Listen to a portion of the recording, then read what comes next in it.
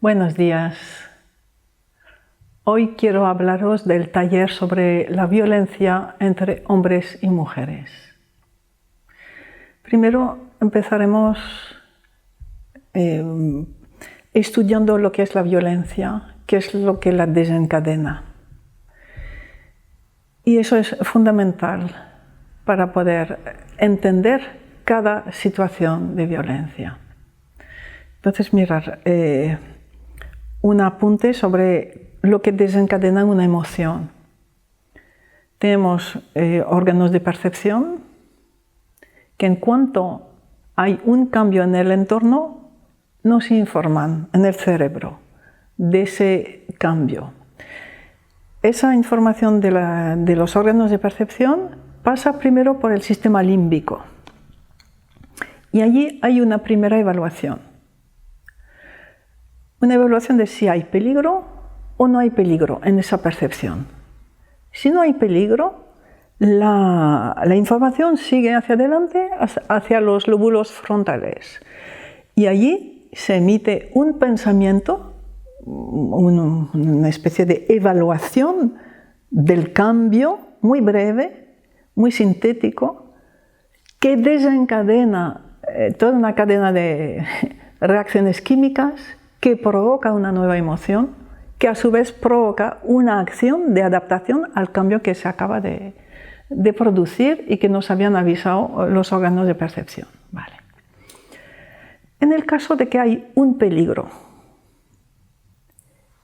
el filtro límbico lo reconoce inmediatamente y tiene que ser muy rápido, y por eso antes de pasar por el cerebro, que es más lenta entonces la información, el cerebro límbico, se puede decir, toma una decisión. En función de la evaluación de los órganos de percepción, si el peligro es proporcional a lo que yo puedo repeler, entonces inmediatamente hay una evaluación, quiere decir, un pensamiento interno que me dice: ataca, defiéndete. ¿Vale?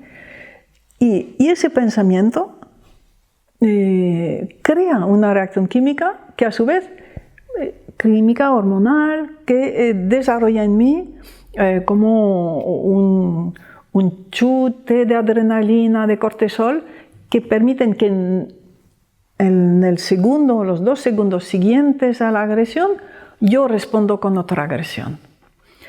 Una agresión, eso es precioso, menor que la que me acaban de dar, pero justo lo suficiente para detener al perpetrador.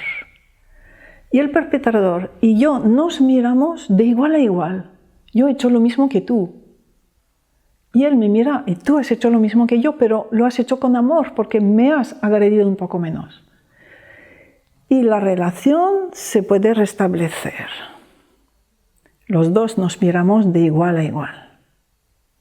Y después, o cada uno se va por su lado, o ya no hay ningún agravio entre los dos. Nos hemos reconocido como 2 seres humanos iguales. Los 2 perpetradores y los 2 víctimas, el uno del otro. ¿Vale? Eso, si yo estoy presente, es la condición. Muy pocas personas están presentes en el momento de una agresión. Quiere decir que van a reaccionar con respuestas antiguas, o de las de sus padres, o de las de sus antiguas emociones de cuando eran pequeños. Y entonces no habrá esa respuesta instintiva, proporcional y suficiente para restablecer la calma. O bien voy a entrar en drama, o bien voy a estar en una escalada. ¿Vale? Entonces, ese filtro límbico evalúa si yo puedo responder, o si la agresión es demasiado grande, entonces hay otras 2 respuestas totalmente instintivas, que es la huida o la parálisis. Pero aquí, con la violencia, estamos frente a la agresividad como respuesta posible a una agresión que me han hecho. El problema es si yo he sido capaz de estar en el momento presente y responder de un modo instintivo desde el presente, entonces restablezco la calma después. Pero si estoy en una escalada, quiere decir que si estoy imitando a gente del pasado, voy a provocar una escalada. O si me refugio en mi victimismo anterior, de cuando era niña o de hace unos años, de lo que sea, me guardo toda esa pulsión agresiva y la transformo en agresividad fría, en rencor, en resentimiento, en búsqueda permanente de aliviar esa pulsión agresiva hacia más débiles. Y se transforma en la persona en también un juicio permanente y una crítica permanente. Vale. Eso es el camino, el origen de la respuesta agresiva. Tenemos que añadir a esto la agresividad producida por el estrés postraumático. Sabemos que existe y de un modo muy extenso, y todas esas respuestas descontroladas de agresividad, casi todas tienen su origen en el estrés postraumático o en lo que Bert Hellinger llamó el movimiento interrumpido. ¿Vale? Después, no tenemos que olvidar también las reacciones patológicas, en el sentido de psicóticas, de personas con fijaciones sádicas, por ejemplo, de personas que tuvieron un embarazo o un inicio de vida muy duro, muy cruel. Pensar que antiguamente, y en todavía unas cuantas culturas, se operaban a los bebés y a los niños sin anestesia, porque se pensaba que no sentían nada.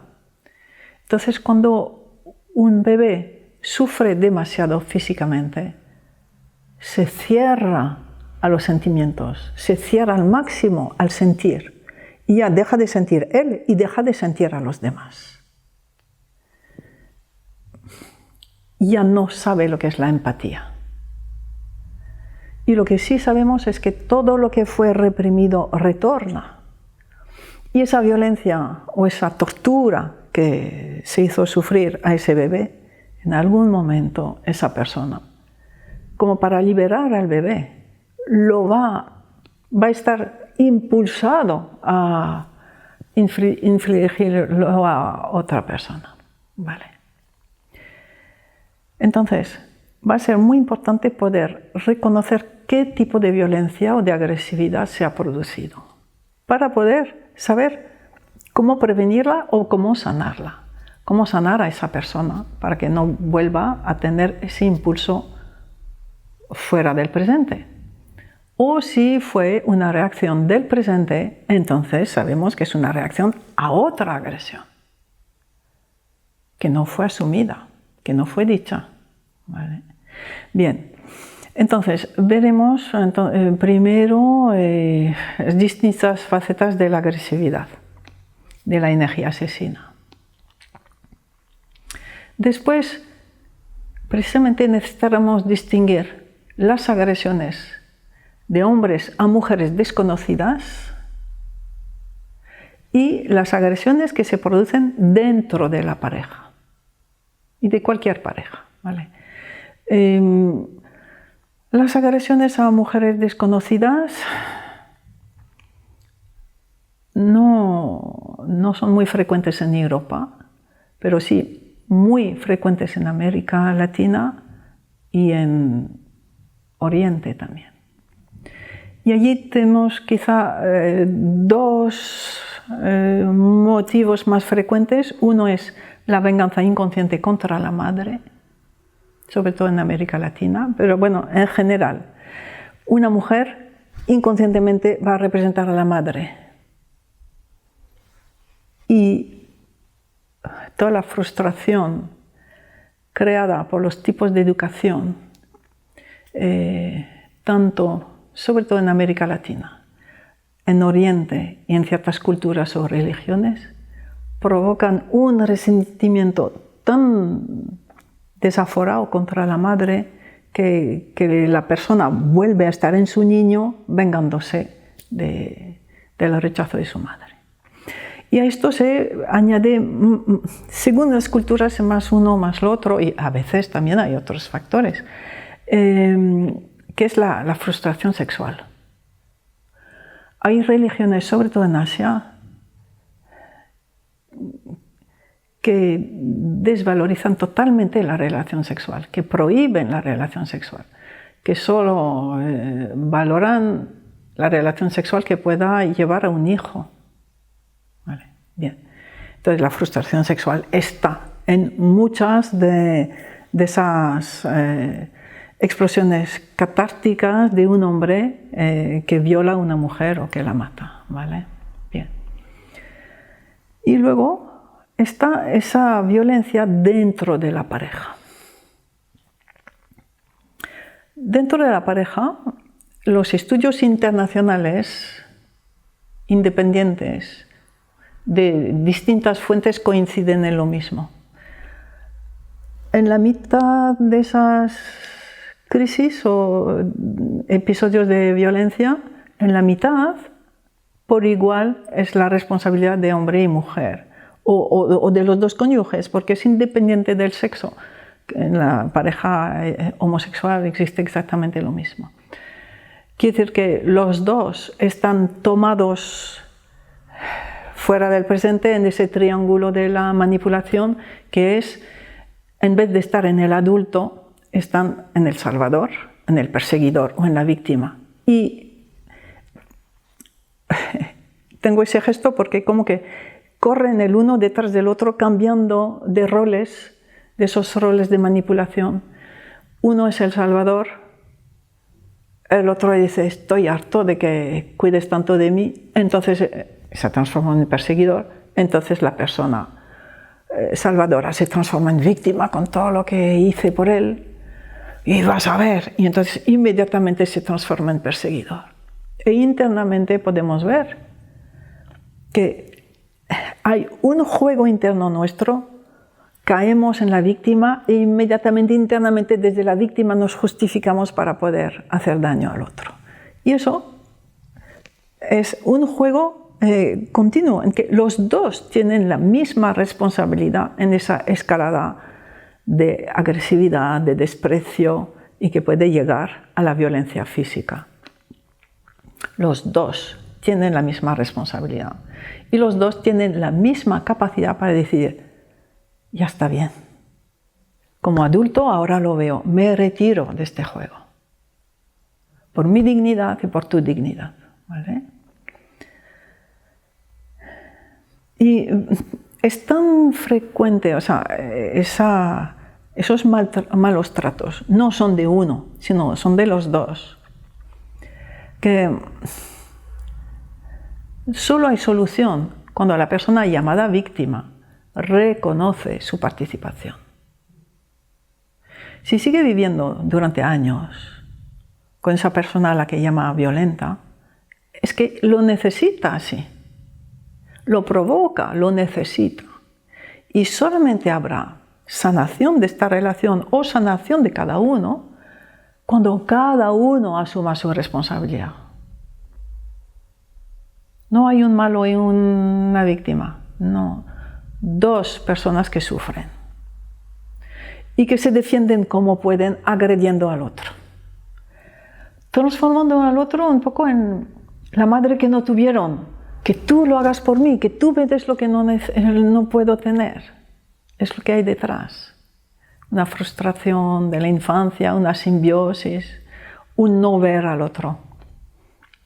Y en esas relaciones conflictivas los dos tienen la misma proporción de responsabilidad. Y allí, cuando lo admiten, es cuando las relaciones se sanan.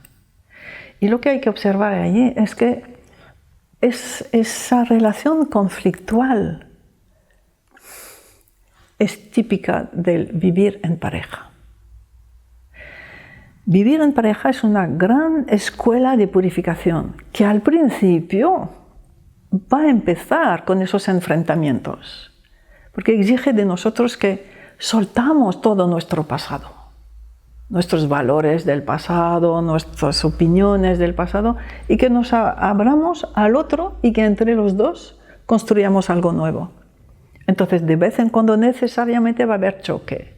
Y choque con cosas antiguas, instintivas, que van a provocar que yo me sienta víctima y quiera vengarme. Y el otro igual, exactamente igual. Quiere decir que ese maltrato en la pareja tiene distintos grados, por supuesto.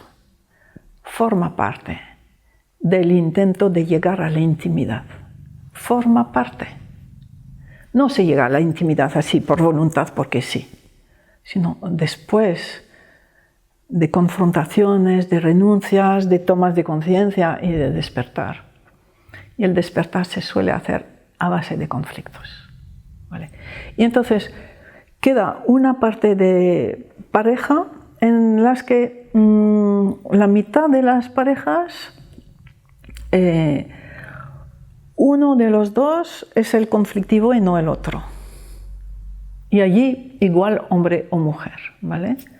Entonces allí lo que vamos a encontrar son personas que en efecto se quieren, pero hay uno que en su pasado hay un estrés postraumático. En Argentina vemos a los que fueron soldados en las Malvinas,